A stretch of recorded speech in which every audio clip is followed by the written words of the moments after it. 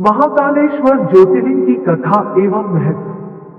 मध्य प्रदेश के उज्जैन में पुण्य सलिला क्षिप्रा नदी के तट के निकट भगवान शिव महाकालेश्वर ज्योतिर्लिंग के रूप में विराजमान है। उज्जैन एक बहुत ही प्राचीनतम शहर है और यह राजा विक्रमादित्य के समय में राजधानी हुआ करती थी। उज्जैन को अलग अलग नामों उज्जयिनी, अमरावती, अवंतिका नामों से भी जाना जाता रहा है। पुराणों में इसे 7 मोक्षदायिनी नगरों हरिद्वार, वाराणसी, मथुरा, द्वारका, अयोध्या और कांचीपुरम में से एक माना जाता है। उज्जैन की क्षिप्रा नदी के तट पर सिंहस्थ कुंभ मेला हर 12 वर्ष के उपरांत मनाया जाता है। इस दिन यहाँ एक साथ 10 प्रकार के दुर्लभ योग बने होते हैं, जिसमें आपको वैशाख माह मेष राशि पर सूर्य, सिंह पर बृहस्पति, स्वाति नक्षत्र, शुक्ल पक्ष, पूर्णिमा आदि सभी चीजें एक साथ देखने को मिल जाएंगी। महाकालेश्वर ज्योतिर्लिंग का अपना एक अलग ही महत्व है। माना जाता है कि महाकालेश्वर ज्योतिर्लिंग पृथ्वी स्थापित एकमात्र दक्षिणमुखी शिवलिंग है। प्राचीन युग में पूरी दुनिया का एक मानक समय माना जाता था, जो कि यहीं से निर्धारित होता था। यह ज्योतिर्लिंग जहां स्थापित है, इसके शिखर से कर्क रेखा होकर गुजरती है। इसे पृथ्वी की नाभि स्थल की मान्यता मिली हुई है। महाकाल की महिमा का वर्णन इस श्लोक से दर्शाया गया है। आकाशे तारकं लिंगं पाताले हाटकेश्वरम, भूलोके च महाकालो लिंगत्रय नमोस्तुते। इस श्लोक यह पता चलता है कि आकाश में तारक लिंग प्रसिद्ध है और पाताल की बात करें तो हाटकेश्वर लिंग प्रसिद्ध है, और अगर पृथ्वी पर देखा जाए तो महाकालेश्वर ज्योतिर्लिंग ही एक मान्य ज्योतिर्लिंग है। उज्जैन महाकालेश्वर ज्योतिर्लिंग का इतिहास।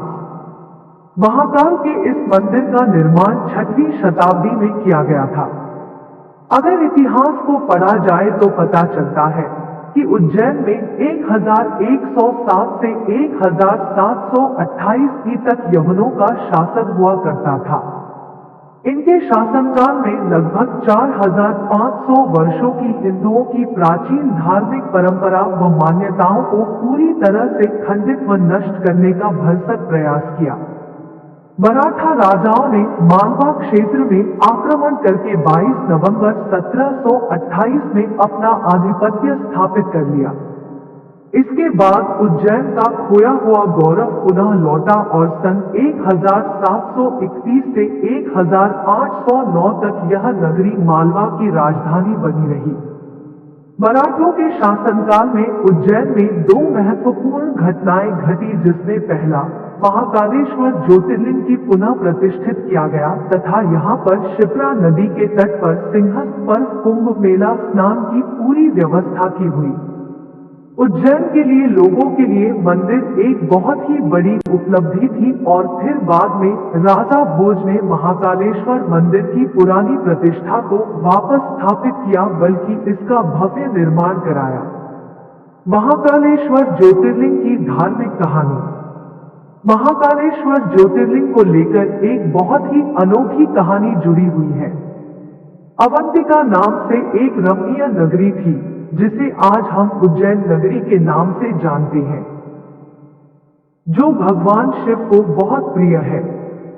शिव पुराण के कोटि रुद्र संहिता में महाकालेश्वर ज्योतिर्लिंग की कथा का विस्तार से वर्णन किया गया है। इसी नगरी में एक बहुत ज्ञानी व शिवभक्त ब्राह्मण रहता था। इनका नाम वेदप्रिय था। उनके 4 आज्ञाकारी पुत्र थे। यह भगवान शिव के बहुत बड़े भक्त थे। वह हर रोज पार्थिव शिवलिंग बनाकर विधिपूर्वक पूजा किया करते थे। रत्नमाल पर्वत पर एक दूषण नाम का राक्षस रहता था, जिसको ब्रह्मा जी से वरदान प्राप्त था। वह वरदान के अहंकार में वह धार्मिक व्यक्तियों को परेशान करता था। उसने उज्जैन के ब्राह्मण पर आक्रमण करने का विचार बना लिया। दूषण अवंती के ब्राह्मण को परेशान करना शुरू कर दिया था। वह ब्राह्मण को कर्मकांड करने से मना करता था। वह धर्म कर्म के कार्य को करने से रोकता था। सारे ब्राह्मण उससे परेशान होकर शिव भगवान से अपनी रक्षा के लिए प्रार्थना करने लगे। ब्राह्मणाय के विनय पर भगवान शिव ब्राह्मणों के रक्षा के लिए साक्षात महाकाल के रूप में प्रकट हुए। शिव भगवान ने अपने शक्ति से दूषण को भस्म कर दिया। भक्तों ने भगवान शिव से वहीं स्थापित होने की प्रार्थना की तो भगवान शिव वहां पर ज्योतिर्लिंग के रूप में विराजमान हो गए। इसी वजह से इस जगह का नाम महाकालेश्वर पड़ गया, जिसे आप महाकालेश्वर ज्योतिर्लिंग के नाम से जानते हैं। महाकालेश्वर ज्योतिर्लिंग से जुड़े रोचक व महत्वपूर्ण तथ्य। एक महाकालेश्वर मंदिर के रोचक तथ्यों में से एक तत्व भस्म आरती भी है। भस्म आरती की कहानी शिवलिंग की स्थापना से ही देखी जाती है। राजा चंद्रसेन शिव बहुत बड़े उपासक माने जाते थे। प्राचीन समय में शमशान की भस्म से ही श्रृंगार किया जाता था, लेकिन अब कपिला गाय के गोबर, शमी, पीपल के पत्ते, बड़, पलाश, बेर की लकड़ी, अमलतास आदि को जलाकर भस्म तैयार की जाती है, जिसको शास्त्रों में भस्म के समान ही महत्व दिया गया है। रोज सुबह भोर से पहले सुबह 4 बजे आरती की जाती है और विधिवत तरीके से मंत्र के उच्चारण द्वारा भस्म चढ़ाई जाती है। 3 महाकालेश्वर ज्योतिर्लिंग से एक बहुत ही रहस्यमयी और रोचक तथ्य यह है कि ऐसा माना जाता है कि इस मंदिर के पास व उज्जैन नगरी में कोई भी राजा या मंत्री रात नहीं गुजार सकता है, और यदि कोई ऐसा करता है तो इसे इसकी भारी कीमत व दंड भुगतना पड़ता है। कहा जाता है यहाँ के राजा महाकाल स्वयं है। इसको लेकर बहुत सारे उदाहरण भी प्रसिद्ध है। एक बार की बात है, देश के चौथे प्रधानमंत्री यहाँ पर एक रात गुजारी थी तो अगले दिन ही उनकी सरकार गिर गई थी। 4 महाकालेश्वर एक बहुत ही विशाल परिसर में मौजूद है। वहां पर बहुत सारे देवी देवताओं के छोटे बड़े बहुत सारे मंदिर हैं। मंदिर में प्रवेश करने के लिए आपको मुख्य द्वार से गर्भगृह तक की दूरी तय करना पड़ता है। इस रास्ते में कई सारे पक्के रास्ते को तय करना पड़ता है। गर्भगृह में प्रवेश करने के लिए पक्की सीढ़ियां बनी हुई है। 5 मंदिर में एक प्राचीन कुंड स्थित है वर्तमान में, जहां महाकालेश्वर ज्योतिर्लिंग विद्यमान है। इसमें स्नान करने से आप पापमुक्त होकर अपने जीवन में होने वाली कठिनाइयों से मुक्ति पा सकती हैं। आध्यात्मिक मान्यताओं व विद्वानों के मतानुसार इस पूरी पृथ्वी का केंद्र बिंदु व पृथ्वी की नाभि यही है और सारी सृष्टि का संचालन महाकाल यही से करते हैं। 6 यह 3 भागों में बटा हुआ है।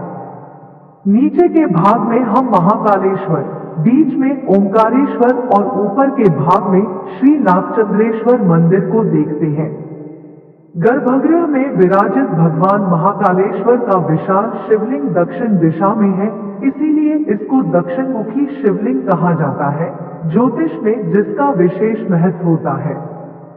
7 गर्भगृह में आप माता पार्वती, भगवान गणेश और कार्तिकेय की मोहक प्रतिमाओं के दर्शन कर सकते हैं। गर्भगृह में नदी दीप स्थापित है, जो कि सदैव प्रज्वलित होता रहता है। 8 महाकालेश्वर मंदिर के मुख्य आकर्षण की बात करें तो यहाँ भगवान महाकाल की भस्म आरती, नागचंद्रेश्वर मंदिर, भगवान महाकाल की शाही सवारी प्रसिद्ध है। महाकाल मंदिर में भस्म आरती के लिए पहले से ही बुकिंग करवाना अनिवार्य होता है। उज्जैनी नगरी में हरसिद्धि, काल भैरव, विक्रांत भैवर के मंदिर स्थापित है। हर 12 वर्ष के बाद पड़ने वाला कुंभ मेला यहाँ का सबसे बड़ा मेला है, जिसमें देश विदेश से कई साधु संत आते हैं और बहुत ही ज्यादा तादाद में श्रद्धालुओं का जमावड़ा लगता है। 10 महाकालेश्वर उज्जैन के प्राचीन नागेश्वर मंदिर को साल में एक बार ही दर्शन के लिए केवल नागपंचमी के उपलक्ष्य पर श्रद्धालुओं के लिए खोला जाता है। इसी के साथ साथ श्रावण मास में भगवान महाकाल की शाही भव्य सवारी भी निकाली जाती है। 11 हर सोमवती अमावस पर उज्जैन में श्रद्धालु पुण्य सलिला शिप्रा स्नान के लिए पधारते हैं। फागुन पक्ष की पंचमी से लेकर नवरात्रि महोत्सव तक महाकालेश्वर ज्योतिर्लिंग के विशेष दर्शन, पूजन व रुद्राभिषेक किया जाता है। जय श्री महाकालेश्वर।